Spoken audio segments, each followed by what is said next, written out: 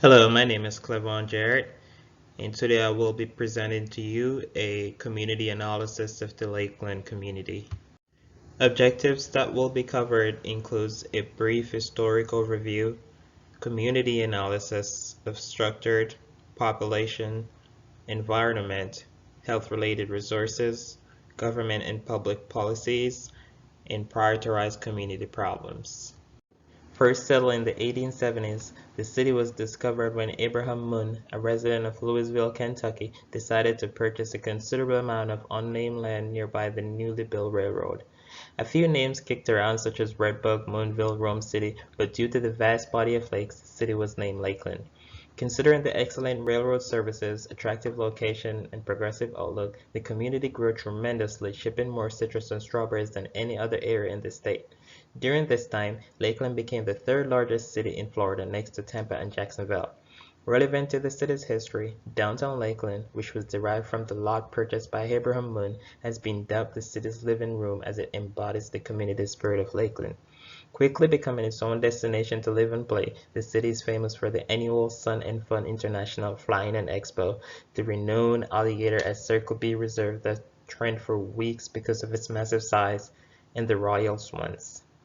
The city continues to grow and is now home to Public Supermarket, Lakeland Regional Health, and Florida Southern College.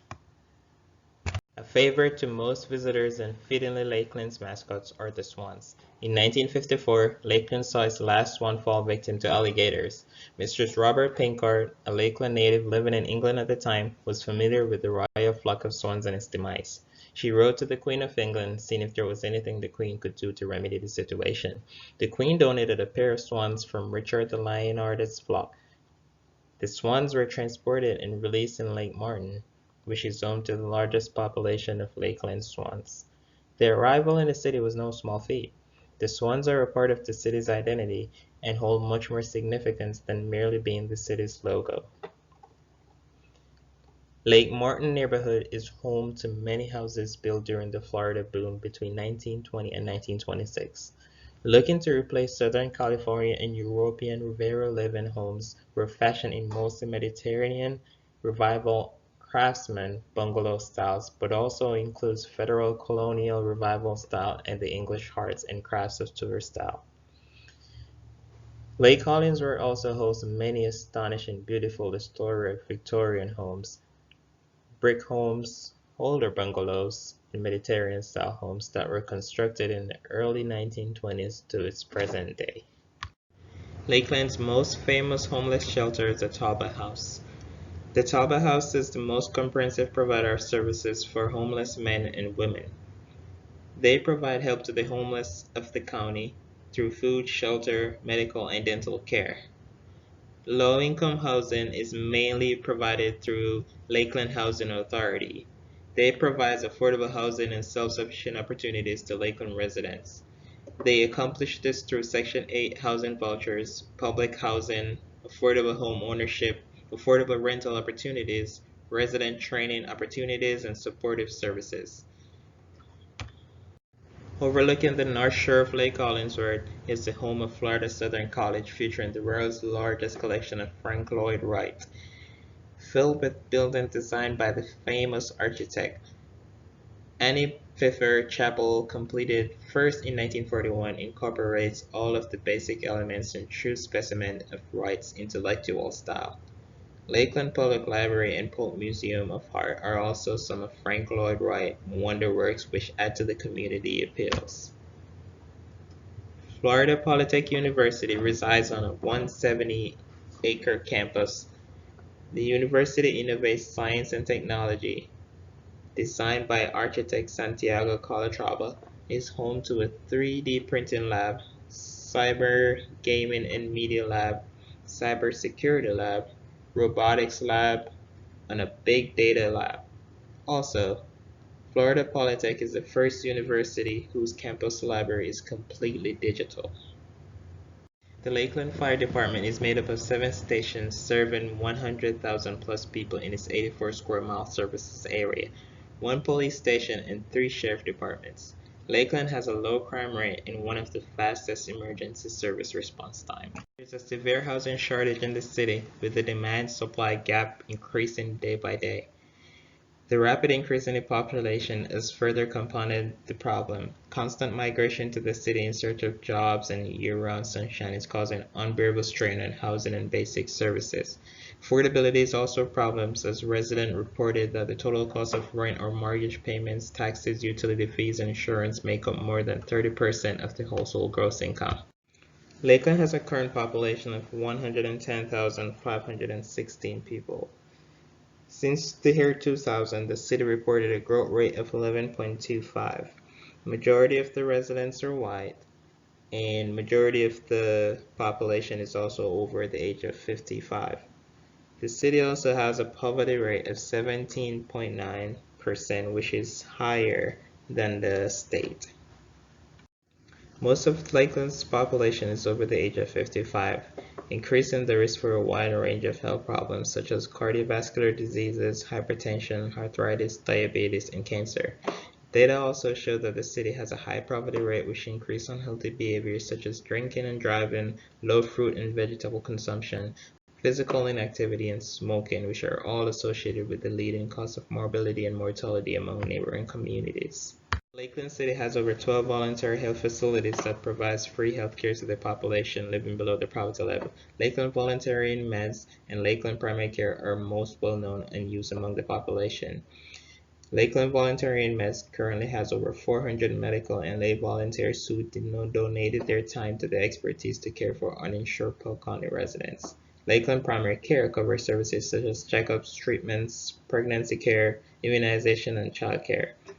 The city is also home to Lakeland Regional Health, which operates a Level 2 Trauma Center, a Level 2 Neonatal Intensive Care Unit, and is home to the nation's busiest single-site emergency department, listed as one of the most wired hospitals in the country. STDs are the #1 infectious diseases in the community. Most STDs cases are minor, but in some cases, the health problems they cause can be more severe. Using community engagement methods and partnerships to implement local STD prevention programs and control capacity will best benefit this community. Even though many types of heart diseases are largely preventable, the disease remains a significant health problem in the community. Most community organizations encourage citizens to practice heart healthy behaviors by utilizing community resources. These resources are free to the public and are implemented in settings such as community centers and churches.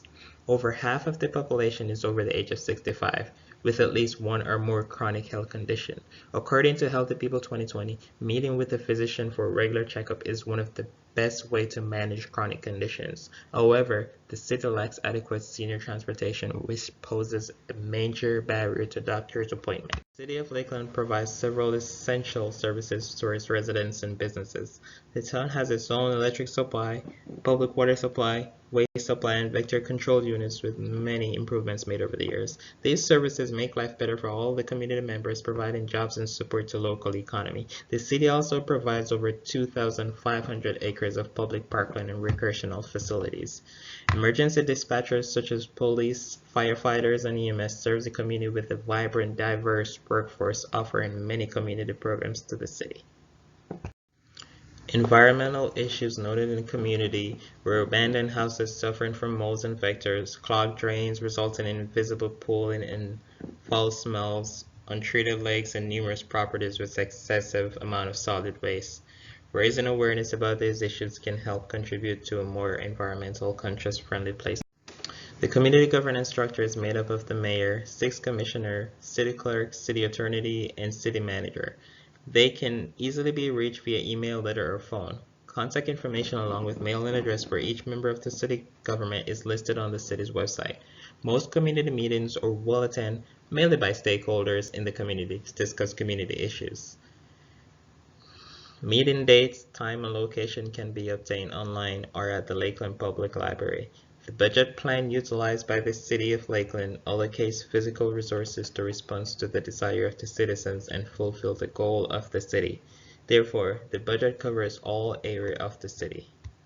Heart disease is among the most widespread and costly health problem facing the community. Although some risk factors are beyond one control, most risk factors that causes heart attacks, strokes, and blood pressure can be largely prevented by increasing awareness.